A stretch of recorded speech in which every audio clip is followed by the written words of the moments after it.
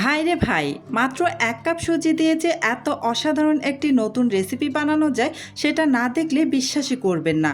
দেখতে যেমনই লোভনীয়, খেতে তার চেয়েও বেশি মজার। ঘরে থাকা সাধারণ কয়েকটি উপকরণ দিয়ে খুব সহজেই বানিয়ে ফেলতে পারবেন। চলুন তাহলে রেসিপিটা শুরু করা যাক। প্রথমে একটি বাটির মধ্যে মেজারমেন্ট কাপে মেপে ১ কাপ পরিমাণ সুজি আর স্বাদ অনুসারে লবণ নিয়ে নিলাম।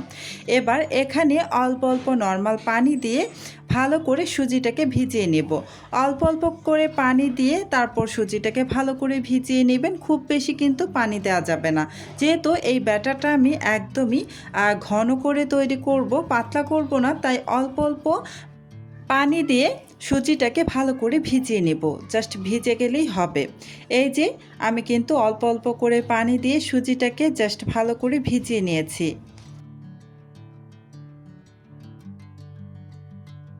ভিজিয়ে রাখা এই সুজিটাকে আমি প্রায় 10 মিনিটের মতো রেস্টে রেখে দেব ঢেকে। আর আপনাদের হাতের কাছে যদি বেশ সময় থাকে তাহলে কিন্তু 20 মিনিটের মতো রেখে দিলে আরও বেশি পারফেক্ট হবে। আমি 10 মিনিট রেখে দিয়েছিলাম আর এই 10 মিনিট পর সুজিটা কিন্তু খুব ভালোভাবে সফট হয়ে গিয়েছে। 10 মিনিট রেস্টে রাখলেও হবে। তো এবার এখানে কিছু উপকরণ দিয়ে দিচ্ছি। দিয়ে দিলাম 1.5 টেবিল চামচ পরিমাণ চিনি আর 2 টেবিল চামচ পরিমাণ গুঁড়ো দুধ, আর বেকিং পাউডার দিয়ে দিচ্ছি হাফ চা চামচ পরিমাণ। এবার দিয়ে দেব ভ্যানিলা অ্যাসেন্স হাফ চা চামচ পরিমাণ।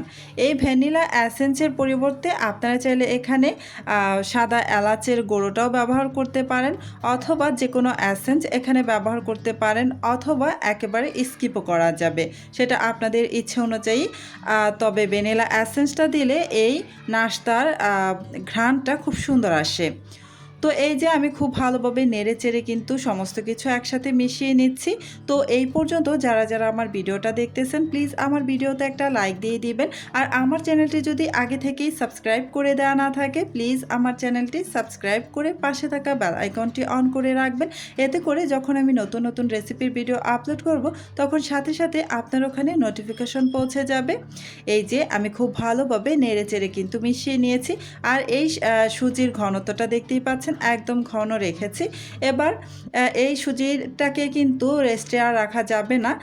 ভালো করে নেড়েচেড়ে মিশিয়ে নিয়ে তারপর এই নাস্তাগুলো বানিয়ে নিতে হবে। চুলায় একটা লোহার ছোট কড়াই বসিয়ে দিয়েছি আর তার মধ্যে 1 চামচের মতো তেল দিয়ে গরম করে নিয়েছি। এবার এই তেলের মধ্যে আমি ছোট একটা গোল চামচের সাহায্যে 1 চামচ পরিমাণ ব্যাটার দিয়ে দিলাম। আর আমি এখানে টেবিল চামচটা ব্যবহার করেছি। আপনারা কিন্তু যে কোনো চামচের সাহায্যে এই নাস্তাটা বানাতে পারেন, তবে টেবিল চামচ বা ছোট গোল চামচ নিয়ে নেবেন। এতে করে কিন্তু এই নাস্তার শেপটা একদম একই রকম থাকবে, সবগুলো নাস্তা একই রকম সাইজের হবে। আর চুলার আঁচ কিন্তু একদমই লো আঁচে রেখে তারপর কিন্তু ভাজতে হবে। আর এই নাস্তাগুলো কিন্তু এক পাশেই ভাজবেন, অপর পাশে কিন্তু উল্টাতে যাবেন না। এক পাশে দারুণ একটা ক্রিস্পি আসবে আর উপরের দিকটা একদম সফট থাকবে, খেতে কিন্তু ভীষণই ভালো লাগবে। তো এই যে আমার একটি নাস্তা কিন্তু ভাজা হয়ে গিয়েছে, দেখতেই পাচ্ছেন। আমি আপনাদের আরও একটি নাস্তা ভেজে দেখিয়ে দিচ্ছি। তো চুলায় আমি এই কড়াইয়ের মধ্যে আরও 1 চামচের মতো ব্যাটার দিয়ে দিচ্ছি। আর এই ব্যাটারটা দেওয়ার পূর্বে কিন্তু ব্যাটারটাকে নাড়াচাড়া করে নিয়ে তারপর কিন্তু ব্যাটারটা দিয়ে দিবেন। আমি এই যে টেবিল চামচ দিয়ে 1 চামচ পরিমাণ ব্যাটার আবারও দিয়ে দিলাম। আর এখানে কিন্তু যখন তেলটা শেষ হয়ে যাবে তখন কিন্তু এখানে সামান্য একটু তেল দিয়ে দিবেন। তো আমি এই নাস্তাগুলো কিন্তু ঢাকনা দিয়ে ঢেকে দেওয়া ছাড়াই বানাচ্ছি। আপনারা চাইলে কিন্তু ঢাকনা দিয়ে ঢেকেও বানাতে পারেন, কেননা আমি ঢাকনা দিইনি, কারণ এই নাস্তাগুলো হতে একদমই বেশি সময় লাগে না। মাত্র 30 সেকেন্ডের মধ্যেই কিন্তু নাস্তাগুলো ভাজা হয়ে যায় খুব সুন্দরভাবে। এই যে সবগুলো নাস্তা কিন্তু আমি ভেজে নিয়েছি, দেখতেই পাচ্ছেন নাস্তাগুলো দেখতে কতটা সুন্দর লাগছে।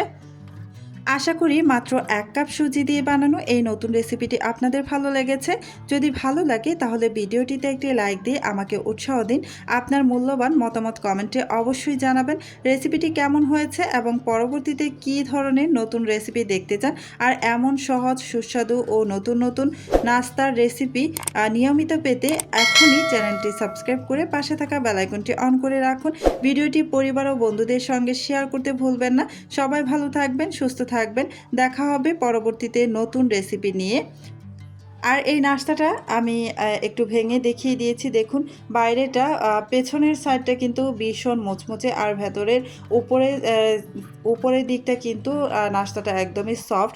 যখন মুখে দিবেন জাস্ট মুচমুচে আর সফট একটা ভাব আসবে, খেতে ভীষণ ভালো লাগে।